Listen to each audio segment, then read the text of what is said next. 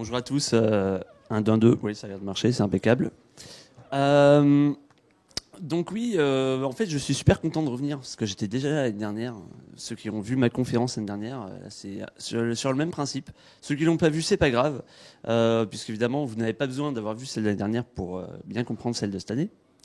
En revanche, si le format de cette année vous plaît, vous pourrez revoir celle de l'année dernière sur le channel YouTube de la FUP. Donc je me présente, je suis Alain, je suis backend développeur chez Blablacar et depuis 1 an et demi je me suis un petit peu spécialisé dans la sécurité puisqu'il fallait monter une team en sécurité et du coup il fallait bien que quelqu'un s'y mette et je m'y suis mis. Et c'est pas inintéressant, surtout sur une plateforme qui a 44 millions de membres, hein, donc c'est pas inintéressant et c'est beaucoup de challenges. Et comme ça m'a plu, j'ai continué. Puis je me suis dit, tiens, si on faisait des petites conférences. Et me revoilà avec un nouveau programme cette année. Quoi de neuf depuis l'année dernière, déjà, parce que on s'est pas eu depuis longtemps. Il y a eu pas mal de petites choses qui se sont passées, notamment un record de braquage de banque online. Donc c'était la Bangladesh Bank qui a leaké entre guillemets 80 millions de dollars. Sachant qu'en fait, au départ, il y a 980 millions de dollars qui sont sortis, mais les autorités ont réussi à récupérer 900 millions. Bon, on n'est plus à 80 millions près à ce niveau-là. Vous imaginez un petit peu sur le dos ce que ça donnerait. Le précédent record était en 2005, c'était à 70 millions, donc un nouveau record cette année en 2016. Ensuite, tout le monde en a entendu parler, je pense, le botnet Mirai. Donc c'était en septembre dernier, 145 000 devices connectés ont créé un des plus gros botnets qui a balancé autour de 1 terabyte par seconde. Alors je ne sais pas ce que ça représente pour vous, 1 teraoctet par seconde, mais c'est 2 fois la taille de mon disque dur, celui qui est devant moi là. Et du coup c'est par seconde et sur le réseau, donc ça fait très mal. Qu'est-ce qu'on peut faire, nous, en tant que développeur applicatif, pour protéger d'un DDoS ? Pas grand-chose. Mais bon, on peut toujours monitorer déjà notre plateforme. C'est-à-dire que si on est habitué à avoir 10 000 visites par jour et qu'on en a 250 000 alors qu'on n'est pas passé sur TF1, on peut se dire c'est un petit peu bizarre. Donc ça peut donner de la puce à l'oreille. Ensuite, une whitelist, une blacklist d'IP à mettre en place sur vos applications.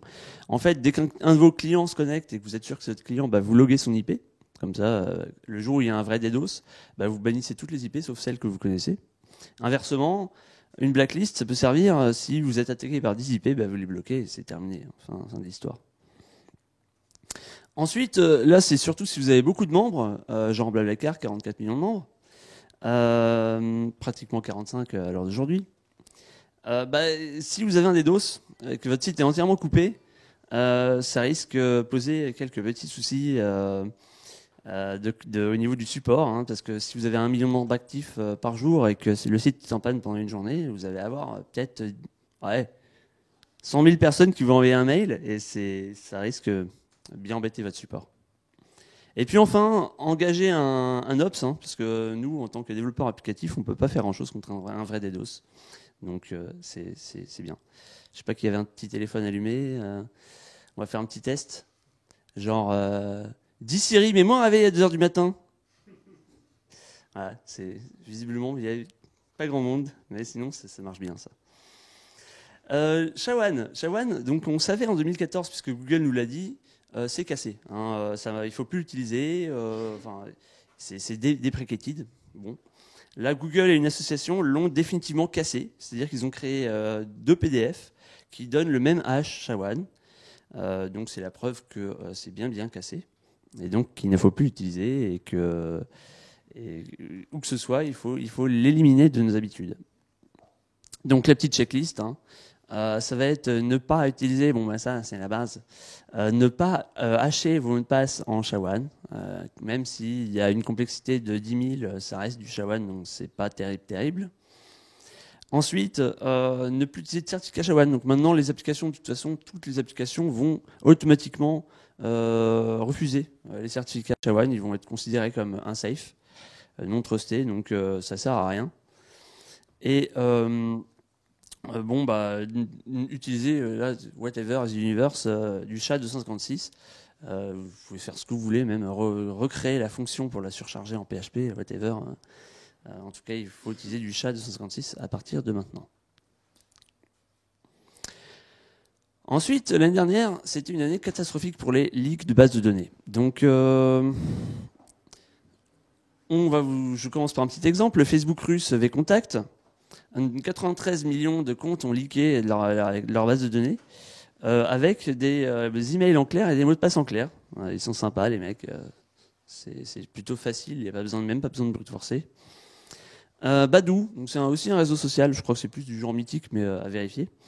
112 millions de comptes, donc c'est un petit peu mieux. Hein. C'est un petit peu mieux aussi sur l'encryption, enfin le chiffrement. Hein. MD5, bon, MD5, je crois que c'est déprécated depuis environ 15 ans, hein, mais bon. Et il n'y a pas de salt. Si vous avez vu ma conférence l'année dernière, vous savez pourquoi c'est mal. LinkedIn, un petit site inconnu, 164 millions de comptes. Alors c'est des mots de passe qui sont hachés en SHA-1, donc on en a déjà parlé il y a 3 slides, et sans salt. Donc sans salt, on se demande pourquoi. C'était en 2012, donc droit à l'erreur, tout ça. NetEase. Donc NetEase, je sais pas ce qui est le plus grave, je connais même pas d'ailleurs. Mais je sais pas ce qui est le plus grave entre qu'ils aient 244 millions de membres ou bien qu'ils aient des mots de passe en clair dans leur base de données. C'est bon. Et enfin MySpace. Donc MySpace, 359 millions de comptes. En fait, c'est mot de passe en SHA-1, bon voilà. C'est eux en fait qui ont révélé cette année leur leak, bon, qui date de 2008, mais ils l'ont révélé qu'en 2016. Du coup, en fait, toutes les entreprises se sont dit, bah tiens, MySpace, 360 millions de comptes, nous 93 millions, ça se verra pas. Hein. Et voilà. Donc évidemment, vous, en tant que développeur, utilisez Bcrypt pour acheter vos mots de passe, et Bcrypt ou au moins une méthode de chiffrement qui soit reconnue comme safe pour chiffrer des mots de passe. Et l'année dernière, je vous disais, ouais, c'est dramatique, il y a 280 millions de comptes qui ont leaké, tout ça, tout ça. Et cette année, on est à 3,7 milliards. Voilà, ça date de quelques jours. 3,7 milliards, c'est-à-dire 15 fois plus que l'année dernière. Et c'est pour ça que je vais commencer par vous parler de password release attack. Puisque, voilà, la question maintenant, ça va être qu'est-ce qu'on peut faire avec ces bases de données. Donc le principe de la password release attack, ça part du principe que tout le monde veut utiliser le même mot de passe sur toutes les plateformes. J'espère que ce n'est pas votre cas, hein, vous n'avez pas un seul mot de passe. Et de fait, ensuite, les entreprises leak, ça on l'a vu, hein, même les meilleurs, ils leak. Donc, ça fait partie du jeu. Hein. Ensuite, une fois que ces bases de données ont leaké, on les retrouve alors généralement sur Tor, sur le réseau Oignon. Hein, alors vous allez payer 0,1 Bitcoin et puis vous allez avoir la base de données de VKontakte. Et puis là, en l'occurrence, c'est la base de données de LinkedIn qui est carrément accessible sur le ClearNet gratuitement. Hein. Donc après, comme les mots de passe sont en SHA-1 dans la base, avec un seul GPU, vous pouvez brute forcer 9 millions de combinaisons par seconde. Donc bon, voilà, avec un bon dictionnaire, je pense qu'on peut péter un certain nombre de mots de passe. Ensuite, une fois qu'on a le login et le mot de passe, on va essayer de se connecter à un site web qui a beaucoup de membres de préférence, hein, parce que évidemment, ça marche mieux. Genre Blablacar, ça marche pas mal. Et généralement, quand ça marche, hein, parce que les gens utilisent le même mot de passe partout. On va aller sur leur compte conducteur. Hein, on va voir qu'il y a de l'argent dessus, puis on va mettre mon email PayPal ou whatever de l'email PayPal, et puis on va prendre l'argent des conducteurs. Comment on peut se protéger de ça en tant qu'application? Alors, il y a un truc super buzzword, c'est le multifactor authent. C'est vachement bien. Hein. En gros, tu rentres ton login, ton mot de passe, tu reçois un petit code par SMS, tu rentres ton code et ça marche bien, t'es logué. En tant qu'entreprise qui a beaucoup de membres, ça pose un léger problème, c'est que si on a 1 million de connexions par jour, ça va coûter 1 million de SMS à 3 centimes. Donc ça fait un petit peu cher. En revanche, le multifactor, ça peut quand même être pas mal sur les endroits sensibles de votre site, genre changement d'IBAN, changement de PayPal, puisque là, c'est pas le genre de truc que vous faites tous les jours, et du coup, ça peut être intéressant de protéger à ce niveau-là.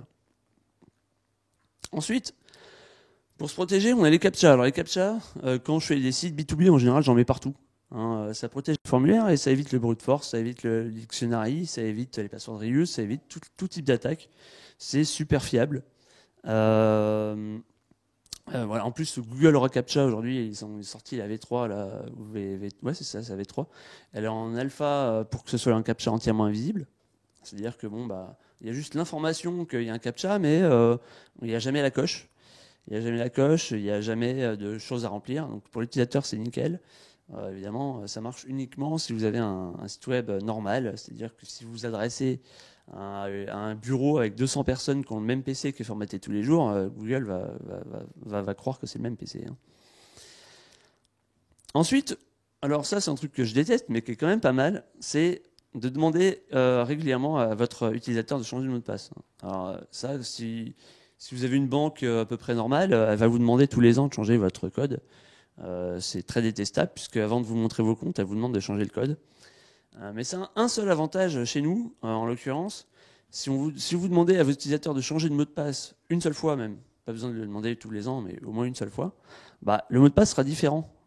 Et du coup, au niveau des passwords des attaques, vous serez plus, ça marchera plus. C'est quand même, ça peut être intéressant. Et enfin, la meilleure des protections, ça reste de déléguer le login aux autres. Donc Google, Facebook, Twitter, tout le monde a un de ces comptes-là au moins. Ou, sinon, tant pis. Mais en tout cas, dans la plupart des sites web que vous ferez en open source ou si vous voulez pas vous embêter avec les sécurités, le moyen le plus rapide, c'est de déléguer la sécurité aux autres. Comment vous pouvez protéger vos amis et votre famille au niveau des mots de passe, ou voir vous-même si vous êtes un petit peu senti un petit peu visé par j'ai le même mot de passe partout. Premièrement, ça va être d'utiliser un mot de passe solide. Un mot de passe solide, donc le nom du chien, le nom du gosse, la date de naissance, ça marche pas. Hein. La belle-mère qui me dit ouais, mais je comprends pas, je me suis fait pirater mon jeu, on m'a volé tous mes objets, machin. T'avais quoi comme mot de passe? Bah, ma date de naissance, mais personne ne la connaît. C'est con, mais t'as Facebook. Hein. Ouais. Donc bon, dites à vos proches d'utiliser des mots de passe solides. Alors pour les aider un petit peu, il y a des strength meter qui permettent donc de tester la solidité d'un mot de passe et le temps, en l'occurrence, c'est assez amusant, le temps que ça va prendre à le péter, hein, le mot de passe. Donc là, moi, avec mes 16 octo-vintillions d'années, je pense qu'on est bien. Je ne sais même pas ce que ça veut dire. Et on s'aperçoit que finalement, dans ce cas-là, particulièrement, c'est la taille qui compte. Hein, quel que soit le nombre de caractères, c'est le nombre de caractères plutôt que un mot de passe avec des lettres, des chiffres, des majuscules, des machins. C'est la taille, c'est la longueur qui compte. Hein. Donc un mot de passe, on va préférer une passphrase qui va être plus simple en plus à retenir plutôt qu'un mot de passe de base, voilà, à la con. Enfin, pour leur dire, ouais, mais n'utilisez pas le même mot de passe partout, il y a des stratégies. Donc là, j'en donne un exemple, mais il y en a bien sûr d'autres. On peut choisir sa propre stratégie. Ici, j'ai pris le mot de passe de base, mon mot de passe de merde de base, et je mets à droite et à gauche de ce mot de passe le nom, le début et la fin du site ce que je visite. Alors, à Twitter, T, mon mot de passe R, Facebook, F, mon mot de passe K, etc. Pour une passphrase, c'est tout aussi, c'est beau, c'est vachement plus intéressant. On peut mettre le nom complet du site à la place d'un nom, à la place d'un mot dans le mot de passe. Et puis, c'est un mot de passe long qui sera différent sur toutes les plateformes de manière simple à retenir. Et là, je m'adresse particulièrement à vous, développeurs. Utilisez un password manager. Donc là, c'est un peu plus geeky, en gros. Hein. Vous allez installer un plugin sur votre navigateur. Vous allez utiliser une application sur votre mobile et vous allez enregistrer vous allez avoir un seul mot de passe à retenir et le password manager va se charger de retenir tous les mots de passe que vous allez lui faire générer. Donc ça va être des mots de passe de 64 caractères avec tous les symboles que vous voulez. C'est des mots de passe solides et c'est quand même la meilleure des protections pour nous développeurs. On a beaucoup de données sensibles. Il y a d'autres password reuse, de vecteurs d'attaque de password reuse. Le premier, là, c'est un cas réel. C'était un train, donc c'était un collègue qui voyageait et qui a vu que son voisin avait un post-it avec le mot de passe écrit dessus, le mot de passe du Mac. Hein, donc en plus, c'est un mot de passe stupide, c'est Joker, hein, si vous n'arrivez pas à lire. Joker, c'est le numéro 1000 ou 1200 des mots de passe les plus fréquemment utilisés. Hein, donc vous allez voir, c'est très amusant. Et donc, c'est bien parce que moi, si on vole le Mac, on vole le mot de passe avec, ce qui est quand même super sympa. Donc ça, faut pas faire. Hein. Si l'IT donne à la secrétaire son ordinateur avec un post-it dessus, surtout dites à la secrétaire retire le post-it et puis allez voir l'IT aussi parce que. Ensuite, les mots de passe sur les murs. Donc là, on est dans le cas de Télé5 Monde. Télé5 Monde a fait 3 jours de downtime suite à un piratage. Et quand ils sont revenus en clair, il y a France 2 qui est venu les interroger pour savoir ce qui s'était passé. Et puis en fait, pendant l'interview, il y avait le mot de passe YouTube de la chaîne derrière. Du coup, ils se sont refait péter derrière. C'est mal. Ensuite, on a les mots de passe sur GitHub. Là, c'est plus pour nous. Hein. Qui n'a pas poussé un mot de passe ou une clé API sur GitHub? Alors, il y en a qui simplement vont changer le mot de passe, commit, et voilà, terminé, fin de l'histoire. C'est plus dans le code. Le problème, c'est que GitHub est un super moteur de recherche qui permet de rechercher dans les commits un petit peu. Hein, et du coup, quand on clique après sur le commit, on voit le diff avec le mot de passe en clair, hein, même s'il a été supprimé. Hein. C'est dommage. Donc ça marche sur les mots de passe, ça marche sur les clés API. Voilà. Je pense que si vous marquez change password ou alors si vous marquez remove password, vous avez plus d'1 million de résultats en tout, et pour tout, et c'est assez sympa. Voilà. Donc j'ai cherché sur mon propre GitHub du coup, et je me suis j'ai trouvé un mot de passe. Je me suis dit au moins ça vous prouve que ça arrive à tout le monde et que en soi c'est pas grave. Juste il faut changer les mots de passe direct. Et puis revoke les tokens, et éventuellement squasher les commits pour supprimer les mots de passe. Celui-là, je l'ai gardé, c'est une prise de guerre. Je me suis dit, ça montre que de toute façon, il est plus actif depuis très longtemps, mais ça vous montre que ça peut arriver à tout le monde, même ceux qui sont ouverts là-dessus. Ensuite, le phishing. Le phishing, ça va être le deuxième vecteur de leak de base de données, hein, puisqu'en gros, vos collègues qui ne connaissent pas en sécurité, qui ne se connaissent pas en IT, qui ne se connaissent pas en informatique, qui vont recevoir des mails, des faux mails provenant de votre administrateur, de votre IT justement, des faux mails. Et du coup, après, il va y avoir du log sur votre réseau, et puis éventuellement une escalation de droits, et puis éventuellement un petit leak de base de données. Voilà. Et il y a des mots de passe ailleurs. Est-ce que vous saurez deviner où? Je vais vous montrer.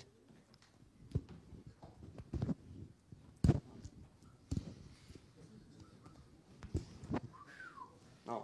Alors, les mots de passe sur le t-shirt, faut pas le faire non plus. Hein.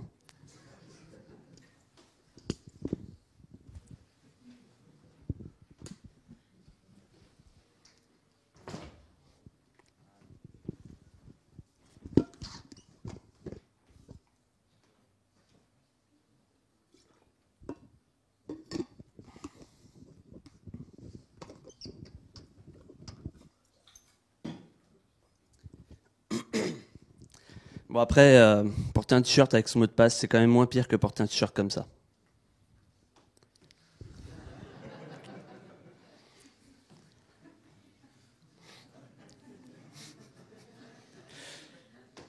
C'est gratuit. Bon, maintenant on va parler un petit peu de CAPTCHA, de crack de CAPTCHA, parce que je vous disais, c'est super bien pour protéger vos formulaires, mais est-ce que c'est fiable? En l'occurrence, on peut les péter, hein, mais bon, il y a quelques conditions. Déjà, est-ce que vous savez ce que veut dire CAPTCHA?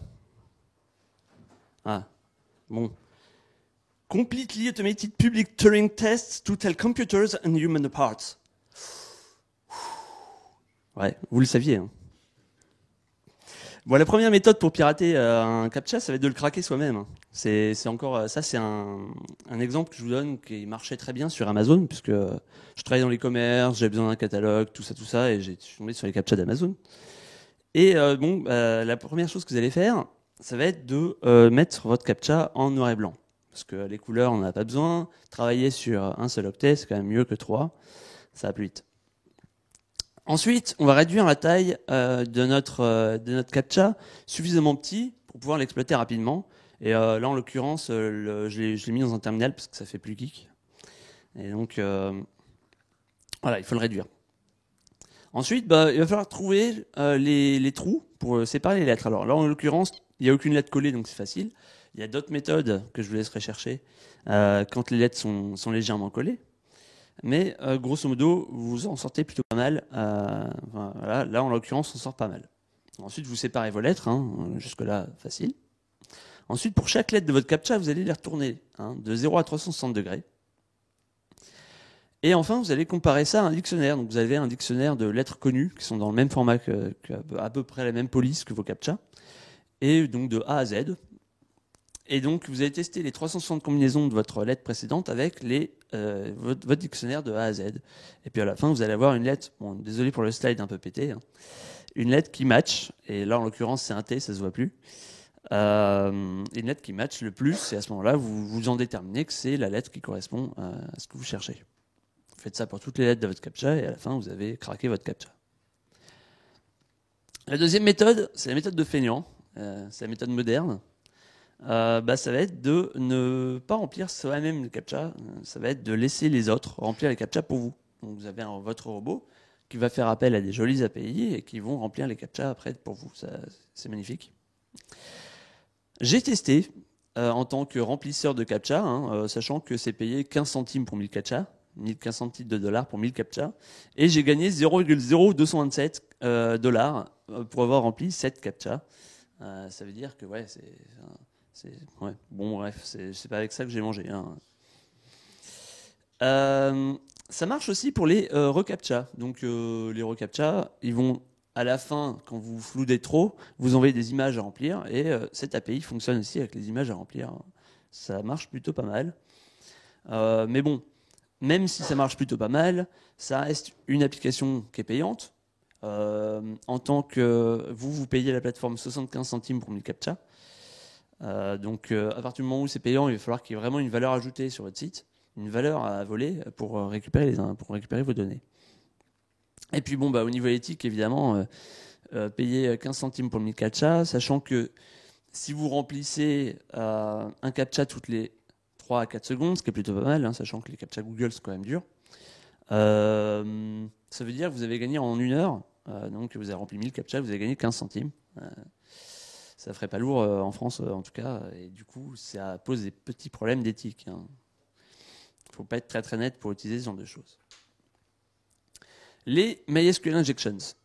Donc là en fait j'en parle, ça va être très rapide puisque vous êtes tous très aware là-dessus, mais c'est le premier vecteur de leak de base de données, donc il ne faut quand même pas le sous-estimer. C'est le premier, c'est le premier, ensuite c'est le phishing. Donc vous connaissez tous Bobby Tables, l'histoire de Bobby Tables. Vous connaissez tous, sauf que si vous allez voir un petit peu sur Stack Overflow, vous apercevez que les questions récentes, des questions récentes contiennent des SQL injections. Ça montre que finalement, voilà. Et le mieux, c'est que la réponse à la question contient aussi l'SQL injection qui n'a pas été corrigé, il n'y a même pas d'alerte dessus. Donc ça, je mets pas beaucoup de downvotes sur Stack Overflow, mais là, je me fais plaisir quand même. Donc on y va rapidement. Donc comment on fait pour être admin avec une SQL injection? S'il y a des SQL injections sur votre site, jusque là très simple. On marque admin, quote, espace, tiret, terminé. Voilà, puisque le tiret, ça va être le commentaire. Bon, vous voyez très bien ce qui se passe. Ensuite, pour accéder à tout, si vous avez un ID en paramètre get, whatever, et qu'il n'y a pas de protection là-dessus, vous pouvez également accéder à l'ensemble grâce à un OR one equal one classique. Là, j'insiste un petit peu pour les deletes parce qu'on a tous des scripts cronés, des scripts un petit peu crado qu'on a codés à l'arrache pour nettoyer un petit peu les choses. Faites quand même attention à ne pas laisser passer d'SQL injections, puisque un ID pourrait se transformer en quelque chose qui ferait sauter votre requête dans le meilleur des cas et qui ferait effacer tout dans les autres cas, quoi. Ensuite, là, on commence à rentrer dans les petits hacks. Si vous voulez faire un espace en SQL sans écrire espace parce que le formulaire l'interdit, vous mettez un commentaire vide, donc slash, étoile, slash, et ça va vous générer un petit espace en SQL. Ensuite, le petit mot-clé magique des SQL Injections, c'est Union. Donc là, en l'occurrence, c'est un exemple stupide avec une base d'admin qui serait séparée des bases users, mais ça vous permet aussi d'accéder à l'ensemble du schéma, puisque vous faites un union sur information schéma. Ensuite, vous récupérez l'ensemble des tables, et derrière, vous faites un union sur ces tables-là, et vous allez obtenir l'ensemble de la base de données. C'est comme ça que ça leak de manière la plus simple. Donc, whatever is universe, utilisez toujours les prepared statements, les paramètres. C'est extrêmement simple, vous le savez, je pense. Surveillez vos collègues et tapez-leur dessus s'ils ne le font pas. Les redirect attaques. Donc ça, c'est encore un vecteur de leak, enfin pas de leak, mais pour se faire, au moins pour choper des mots de passe. Et c'est plutôt efficace. Donc le principe, en fait, c'est que sur votre page de login, genre vous avez un site WordPress, un blog ou whatever, et qui a besoin des informations de l'utilisateur. Et le cookie est partagé, donc on peut avoir les informations de l'utilisateur. Mais on a quand même besoin de KissLog. Du coup, on le renvoie sur la page votre page de login principale, avec un redirect URL en paramètre qui va vous rediriger vers votre site en question. Et un hacker, il va simplement utiliser cette URL et mettre la sienne. Donc là, en l'occurrence, j'ai mis un petit typo squatting de Blablacar. Il y en a beaucoup hein, avec les L. Il y a 2 L, et puis ça peut se transformer en I, ça peut se transformer en 1, c'est un peu le bordel. Donc là, en l'occurrence, l'utilisateur, via un mail frauduleux ou whatever, reçoit donc ce lien, clique dessus. On lui demande de se loguer. Il ne se méfie pas puisqu'il est sur le vrai site de Blablacar. Il rentre son login mot de passe et là il est redirigé vers Blablacar en typo squatting, le faux site, qui lui dit mot de passe incorrect. Du coup l'utilisateur il est un peu frustré parce que c'est son navigateur qui retenait le mot de passe et puis ça marche pas. Il re-rentre son login et mot de passe manuellement et paf, ça marche. Bon, ça marche, sauf qu'entre temps, son mot de passe est parti chez le hacker. Et le hacker, comme il est gentil, il a redirigé l'utilisateur vers le vrai Blablacar. Comme l'utilisateur est logué, ça marche. Du coup l'utilisateur ne voit strictement rien. La protection de base, ça va être d'utiliser une whitelist, hein, tout simplement, des domaines sur lesquels vous allez votre utilisateur. L'obfuscation. Alors, l'obfuscation, ça va très bien avec les redirect attaques, puisque là, en l'occurrence, le hacker va vouloir cacher l'URL sur laquelle il va renvoyer l'utilisateur. Donc, il y a plusieurs méthodes. Donc, la première, ça va être l'URL encoding, donc transformer l'URL en hexadécimal, puis ensuite, voilà, donc ça va être très bien compris par les navigateurs comme étant une URL normale. Ensuite, moins connu, on peut utiliser l'IP du serveur, mais pas au format IP, on peut l'avoir au format décimal, au format octal, voire hexadécimal. Le navigateur comprend qu'on va aller sur cet IP-là. Donc ça peut être super bien pour bypasser des spam filters ou pour troubler l'utilisateur sur une redirect URL. Et puis bien sûr, on peut tout mélanger. Ça c'est la base, faire de l'hexadécimal, puis ensuite l'encoder en URL encoding, et impeccable. Le navigateur comprend toujours. Plus moderne, on a Bitly. Alors Bitly, ça marche pour Goo.gl également. C'est donc des URL shorteners. Le seul problème, c'est que il y aura pas de différence entre votre hash normal et puis le hash d'un hacker qui aurait fait une page de phishing. C'est pourquoi je déconseille fortement d'utiliser des des URL shorteners dans votre boîte. C'est facile à brute forcer en plus. Donc si par exemple vous mettez des documents sensibles derrière des Bitly ou des Goo.gl, on peut brute forcer au final. S'il y a 6 caractères ou 8 caractères, on peut faire l'ensemble de tous les hashes et essayer de voir ce qu'il y a derrière et récupérer potentiellement des informations sensibles. Ce que vous pouvez faire, c'est utiliser un URL shortener à vous. Vous pouvez vous créer votre propre URL shortener, comme ça, il n'y aura pas d'ambiguïté possible pour un utilisateur. Cliquez sur votre lien, il le reconnaîtra. En l'occurrence, pour Blablacar, on utilise blbl.cr, qui a plein de copains en typo squatting avec les E et les L, mais bon, en tout cas, c'est quand même moins un vecteur de problème. Man in the middle attack. Donc ça, c'est le dernier point sur les mots de passe, puisque ça permet aussi de récupérer des mots de passe. Bon, ça permet à plein de choses, mais bon. Le principe de base du man in the middle, qui est donné par Wikipédia, c'est un très bon exemple. Du coup, je le reprends. Comment vous batteriez un grand maître aux échecs? En fait, vous allez jouer contre 2 grands maîtres, et quand vous allez laisser le premier jouer, et vous allez jouer la même chose sur le deuxième, et ainsi de suite. Et du coup, à la fin, vous êtes sûr de gagner au moins une partie. Le but du MTM, ça va être ça peut être plusieurs choses. Récupérer des données, ça peut être modifier les données, Et bon, et pour nous, en l'occurrence, ça va être surtout pour du debug, notamment si vous avez par exemple une API. Vous avez une application mobile et une API, vous allez vouloir peut-être avoir un proxy au milieu et pour lire ce qui se passe, pour débugger votre application ou votre API. Donc, un des problèmes, un des vecteurs du MITM plutôt, ça va être les hotspots, donc une Wi-Fi partagée, et on va tous se connecter dessus, et là, c'est là que ça commence. Alors, ça va permettre de récupérer des cookies, donc de s'authentifier sans login mot de passe. Bon, sur des sites, si vous voyez un login sur une page qui n'est pas sécurisée, n'y allez pas, hein, ça ne sert à rien. Si c'est pas du HTTPS, vous oubliez quoi. Ça peut être de récupérer des informations sensibles, quelles qu'elles soient au final. Ça peut être de récupérer des dossiers partagés. Donc, dossiers partagés, puisque quand on se log sur un réseau, on a des dossiers qui sont automatiquement partagés sur le réseau. Donc si on a des données un petit peu sensibles dedans qu'on a partagées des collègues, ça peut être embêtant. Et il peut y avoir aussi les problèmes d'Evil Twin. Donc Evil Twin, ça va être un réseau qui s'appelle Orange, n'importe où dans une gare SNCF par exemple. Puis en fait, c'est pas Orange, c'est un mec qui est derrière et qui a un routeur qui l'a bidouillé pour voir tous les paquets qui passent.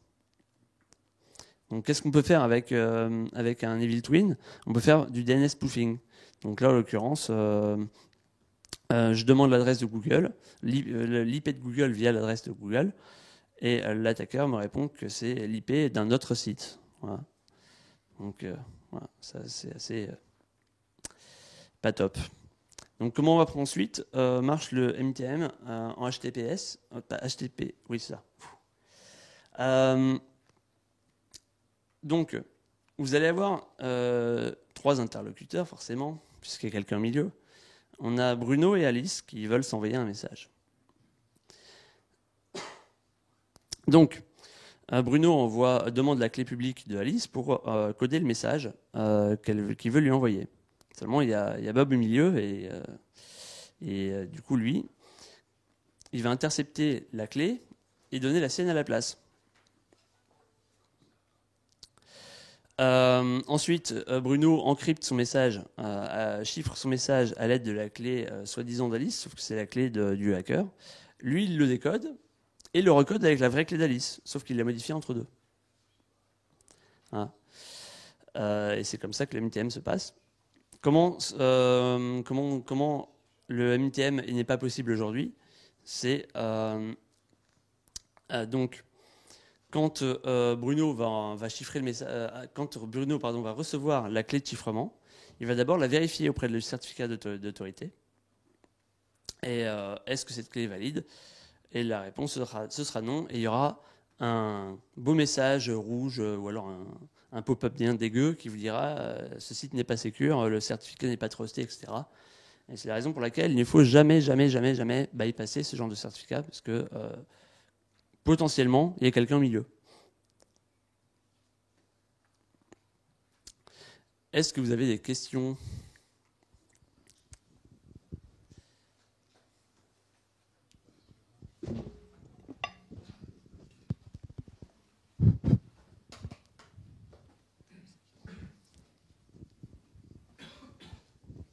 Bonjour. Là, vous nous parlez de sécurité. Et du coup, à Blablacar, est-ce que vous avez des statistiques sur les tentatives de piratage, sur les attaques DDoS, tout ça en fait? Alors, des statistiques, c'est un petit peu délicat. En revanche, par exemple, que dès qu'on a une base de données qui leak, notamment, on a eu quand vContact a leaké, alors qu'on a la plupart de nos membres russes qui sont connectés via vContact, on a eu des sérieux problèmes. On a eu à peu près 80 000 comptes jours qui se sont fait pirater. Donc ça fait beaucoup. Hein. Donc on a dû se protéger rapidement là-dessus. Mais en soi, on n'a pas de statistiques, non, de chiffres à donner, puisqu'on a quand même maintenant bien blindé un peu partout. Donc là, disons qu'on monitore bien sûr. On a des tableaux de bord qui nous permettent de vérifier si tout se passe bien.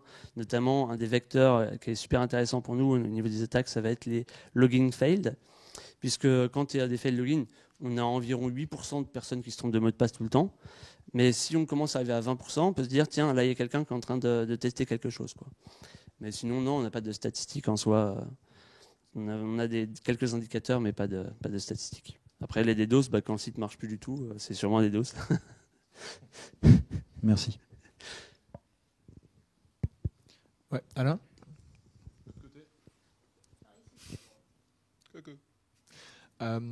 Tu utilises quoi comme outil pour contrôler tout ça et pour faire des attaques? Les outils qu'on a, alors ça va être beaucoup de homemade, hein, puisque ça va être des éléments qu'on met dans l'application pour sécuriser. Après, en appli, on va utiliser des ELK classiques pour les logs, etc. Et pour monitorer, on a Prometheus qui nous permet de générer des graphes à l'aide de ce qu'on a voulu.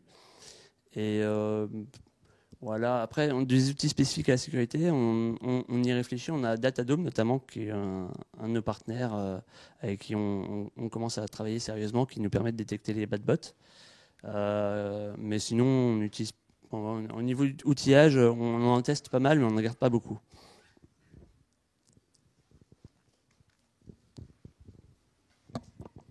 En termes de sécurité, est-ce que vous avez lancé un bug bounty sur BlaBlaCar, par exemple, pour que des hackers vous pètent la gueule et que vous sécurisiez plus ou pas?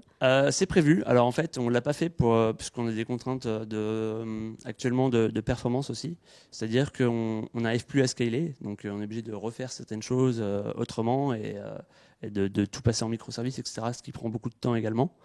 Et de fait, on n'a pas encore de bug bounty en place, étant donné qu'on sait très bien que le flow, il faudra en fait gérer le flow derrière de remonter. Même il y aura beaucoup de faux positifs, etc. Mais le temps d'analyse, etc. nous prendra beaucoup de temps. On en est conscient, mais et par contre, bon, c'est prévu. C'est prévu qu'on le fasse très prochainement, d'ici la fin de l'année a priori, en Q4.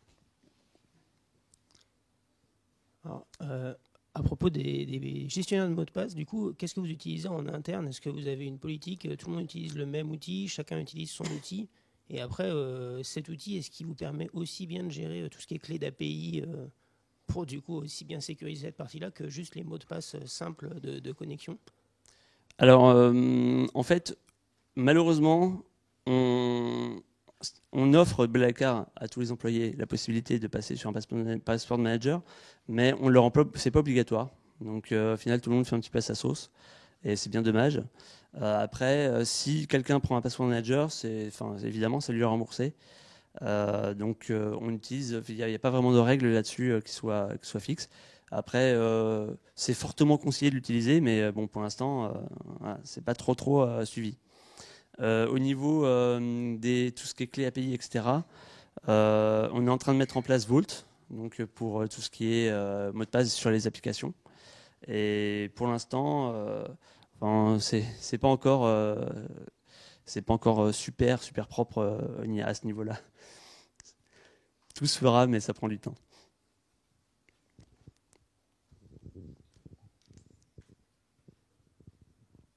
D'autres questions?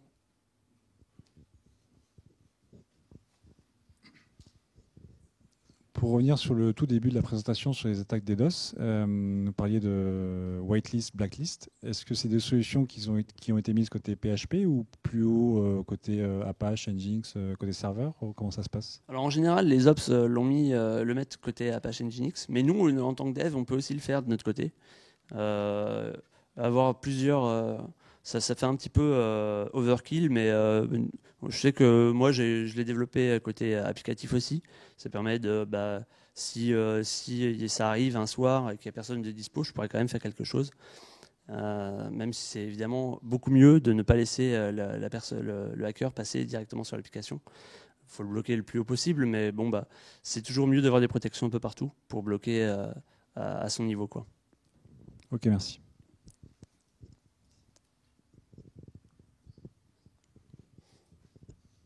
C'est bon? Bon. Merci beaucoup, Alain.